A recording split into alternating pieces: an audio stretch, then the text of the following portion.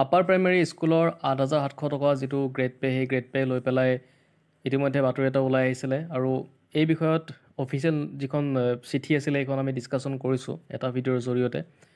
এতিয়া পেপাৰত কি কথা ওলাই আহিছে সেইখিনি কথা আমি জানিবলৈ চেষ্টা কৰিম। আপোনালোকে ইয়াতে দেখিছে হাইকোৰ্টৰ ৰায়ৰ পিছতে তৎপৰ শিক্ষা বিভাগৰ নিৰ্দেশ, হাইস্কুলেৰে একত্ৰীকৃত উচ্চ প্ৰাথমিকৰ শিক্ষকে নাপাব ৮৭০০ টকাৰ গ্ৰেড পে'।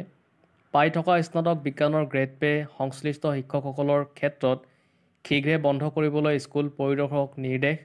অৱশ্যে একত্ৰীকৰণৰ পূৰ্বে প্ৰশিক্ষিত স্নাতক অৰ্হতাসম্পন্ন উচ্চ প্ৰাথমিক শিক্ষকসকলক ৰেহাই শিক্ষা বিভাগৰ। তো গোটেইখিনি কথা আমি পঢ়িবলৈ চেষ্টা কৰিম। ইয়াতে চাব, হাইস্কুলৰ সৈতে একত্ৰীকৰণ হোৱা উচ্চ প্ৰাথমিকৰ শিক্ষকে স্নাতক শিক্ষকৰ ৮৭০০ টকাৰ গ্ৰেড পে' লাভ নকৰিব।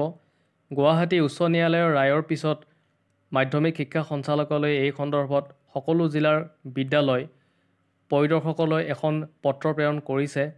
পত্ৰখনত উল্লেখ কৰা অনুসৰি উচ্চ প্ৰাথমিক বিদ্যালয়ত অনাস্নাতক পদত নিযুক্তি পোৱা আৰু পৰৱৰ্তী পৰ্যায়ত একত্ৰীকৰণ হোৱা প্ৰাদেশিকৃত মাধ্যমিক বিদ্যালয়ত অনাস্নাতক পদত নিয়োজিত হৈ ৮৭০০ টকাৰ গ্ৰেড পে' আদায় কৰি থকা শিক্ষকসকলক সংশ্লিষ্ট বিদ্যালয় পৰিদৰ্শকসকলে চিনাক্ত কৰিব লাগিব। ইয়াৰ পিছত এনে শিক্ষকসকলে লাভ কৰি থকা ৮৭০০ টকাৰ বৰ্ধিত গ্ৰেড পে' শীঘ্ৰেই বন্ধ কৰিব লাগিব।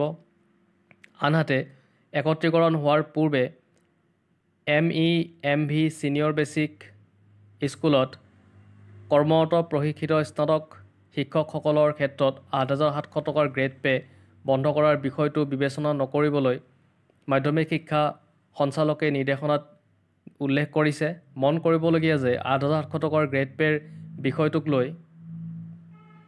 পূৰ্বে উচ্চ ন্যায়ালয়ত এক গোচৰ ৰুজু হৈছিল।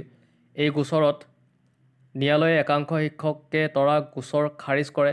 ইয়াৰ পিছতে মাধ্যমিক শিক্ষা সঞ্চালকালয়ে প্ৰাদেশিকৃত মাধ্যমিক বিদ্যালয়ত অনাস্নাতক পদত কৰ্মৰত শিক্ষকসকলে লাভ কৰি থকা ৮৭০০ টকাৰ গ্ৰেড পে' বন্ধৰ নিৰ্দেশ প্ৰদান কৰে।